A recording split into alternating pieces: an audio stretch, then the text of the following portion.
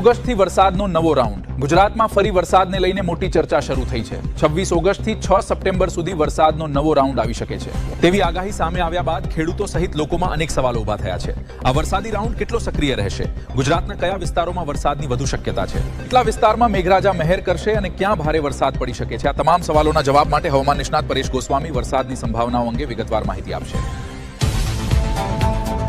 26 ઓગસ્ટથી લઈને 6 સપ્ટેમ્બર સુધીની જે અમારી આગાહી છે, એટલે આ સેશનમાં વરસાદ થવાની ચોક્કસથી શક્યતા છે. અત્યારે બંગાળની ખાડીની અંદર અસ્થિરતા બની ગઈ છે, એક વરસાદી સિસ્ટમ બની ગઈ છે. એ સિસ્ટમ પશ્ચિમ દિશા તરફ આગળ વધવાની છે. ગુજરાત ઉપર આવે કે કેમ થાય છે, ગુજરાત ઉપર આવે તો કયા કયા જિલ્લાને લાભ મળશે એ આપણે જેમ સિસ્ટમ નજીક આવશે ખબર પડશે.